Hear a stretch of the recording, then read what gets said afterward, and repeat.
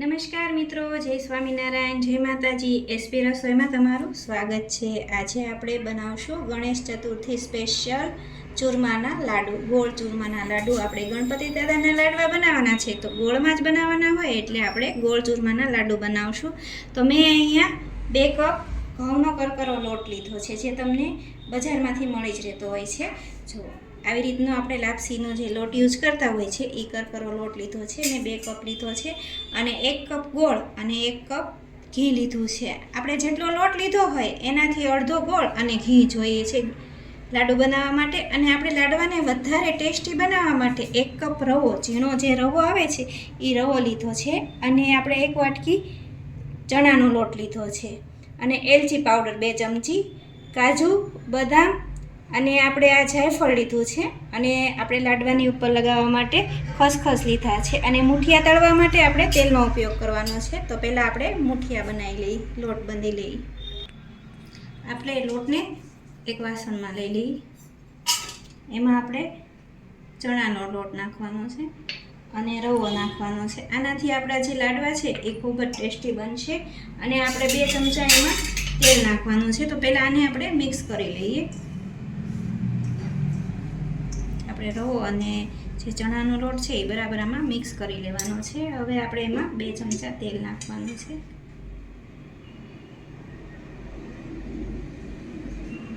આવી રીતનું આપણે તેલ નાખવાનું છે અને લોટને આપણે બરાબર તેલમાં મિક્સ કરવાનો છે. આવી રીતે મુઠ્ઠી પડતું મોણ થાય એવું આપણે મોણ નાખવાનું છે મુઠિયા તળવા માટે. તો જો આવી રીતનો આપણે લોટ તૈયાર કરવાનો છે. હવે આમાં આપણે થોડું પાણી ઉમેરી અને આપણે જે ભાખરીનો લોટ બાંધતા હોય એવો આપણે લોટ બાંધવાનો છે. આવી રીતે એકદમ ભીસ દઈ અને મહળી અને આપણે થોડોક કઠણ લોટ બાંધી દેવાનો છે.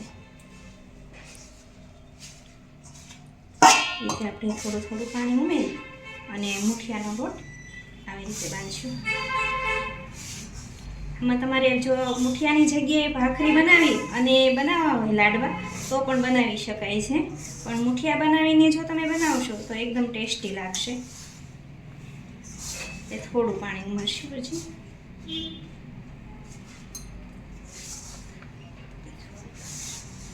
આવી રીતનો આપણે લોટ તૈયાર કરવાનો છે. જો આપણે ભાખરીનો જેવો લોટ બાંધવી એવો જ આપણે લોટ બાંધી દીધો છે. લોટ બાંધીને તૈયાર થઈ ગયો છે.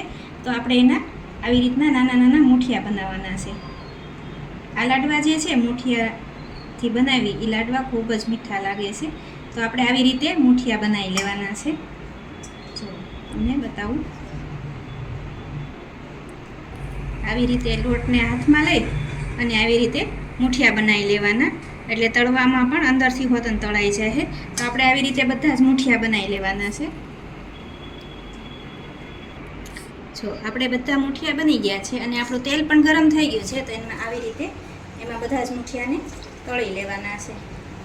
ધીમા તાપે આપણે તળવાના છે. તો આમાં જે રીતના હમાય એ રીતના આપણે નાખી અને ધીમા ગેસે આપણે એને તળવાના છે.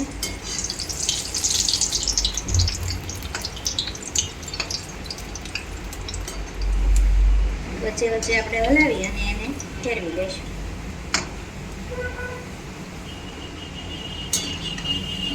આવી રીતના એકદમ સરસ અને ટેસ્ટી લાગશે આ મુઠિયા.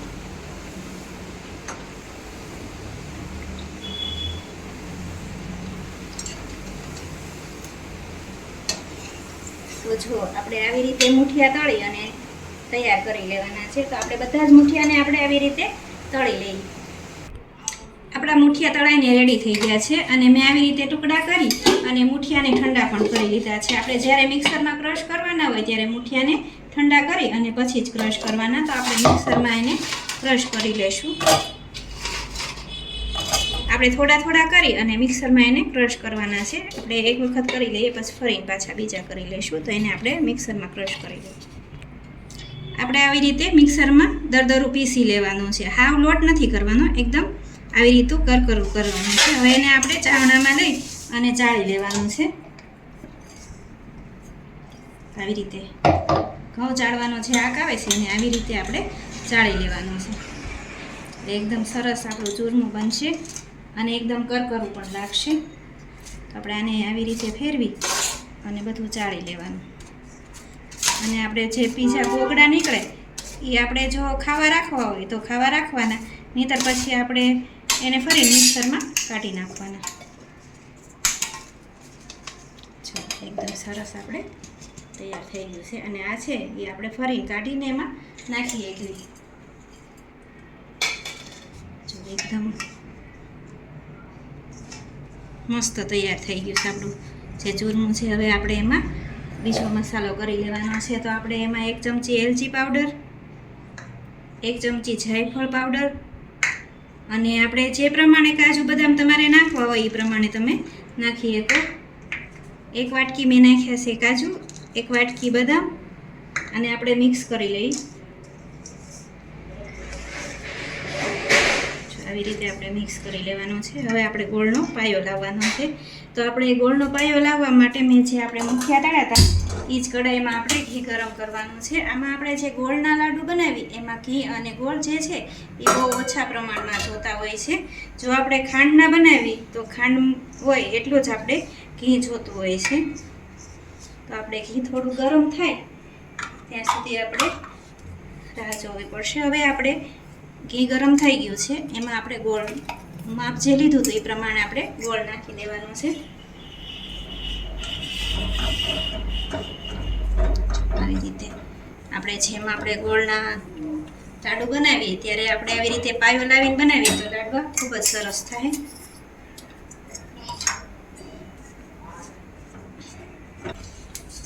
આપણો ગોળ જે છે એ ઓગળવા માંડ્યો છે અને આવી રીતે બબલ્સ આવી અને એકદમ આપણે ઉપર ગોળ આવી છે એટલો જ ગરમ કરવાનો છે. આપણે પાયો નથી લાવવાનો. જો આવી રીતનું થોડો ઉપર આવી જાય ત્યાં સુધી આપણે એને આવી રીતે મિક્સ કરી લેવાનું.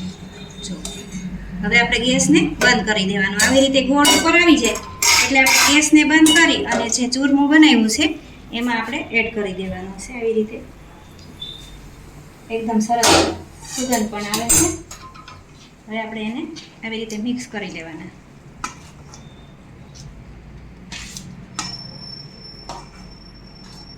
એકદમ ગરમ છે, પછી ઠંડા પડે ત્યારે જ આપણે એને લાડુ વાળવાના છે. જો એકદમ સરસ આપણા લાડવા બની અને તૈયાર થઈ જાય છે. અને આ જે આપણે મુઠિયા વાળીને બનાવી એ લાડવા ખાવામાં ખૂબ જ મીઠા અને પોચા બને છે. તો તમે પણ ગણેશ ચતુર્થી ઉપર લાડવા બનાવતા હશો તો આવી રીતે જ તમે બનાવજો. આવી રીતે આપણે મિક્સ કરી લેવાનું છે. આને આપણે 5 મિનિટ ઠંડુ થવા દેશું. આપણું મિશ્રણ ઠંડુ થઈ ગયું. હવે આપણે એને આવી રીતે હાથમાં લઈ અને જે સાઈઝના લાડુ વાળવા હોય એ સાઈઝના લાડુ વાળી લેવાના. તમે નાના વાળવા હોય તો નાના વાળવાના, મોટા વાળવા હોય તો મોટા વાળવાના. જુઓ એકદમ સરસ અને ટેસ્ટી કેવા સરસ લાડુ લાગી રહ્યા છે તમે જુઓ છો. તો આપણે આવી રીતે બધા જ લાડુને વાળી લેવાના છે. અને અંદર બધા મસાલા પણ સરસ મજાના કાજુ બદામ દેખાય એવા આપણા આ ગણપતિ દાદાના ચૂરમાના લાડુ બનીને તૈયાર થઈ ગયા છે. જો આપણે બીજો લાડુ પણ વાળી લઈએ.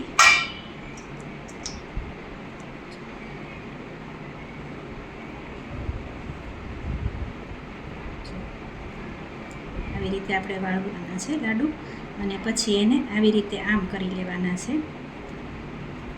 સેજ હાથથી એને બેહારી અને આ રીતનો શેપ આપી દેવાનો છે. એટલે આપણા જે લાડવા છે એ એકદમ સરસ લાગશે. તમારે ગોળ રાખવા હોય તો ગોળ પણ રાખી શકો, પણ આપણે આવી રીતે લાડવાને અમે તો આવી જ રીતે બનાવીએ છીએ. આવી રીતે સરસ બેઠલા ગાંઠના સેજ બેહારી દેવાના એટલે સરસ લાગે. જો એ રીતે તો આપણે આવી રીતે બધા જ લાડવા વાળી લઈએ. જો કેટલા સરસ આપણે લાડુ બની અને તૈયાર થઈ ગયા છે. પણ હજી આપણે પ્રસાદીમાં ધરવાના છે એટલે આપણે ખસખસ તો લગાડવા જ પડે. તો આપણે આવી રીતે લાડુને હાથમાં લઈ અને આવી રીતે ખસખસ લગાડી દેવાના છે. જો મિત્રો કેટલા મસ્ત આપણા ચૂરમાના લાડુ બનીને તૈયાર થઈ ગયા છે.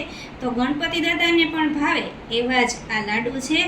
તો તમે પણ જરૂરથી બનાવી અને એસપી રસોઈને સબસ્ક્રાઈબ કરવાનું ભૂલતા નહીં. તો આપણે આવી રીતે બધા જ લાડુને ખસખસ લગાડી દઈએ. તો તૈયાર છે આપણા ગોળ ચૂરમાના લાડુ, ગણેશ ચતુર્થી સ્પેશિયલ ચૂરમાના લાડુ.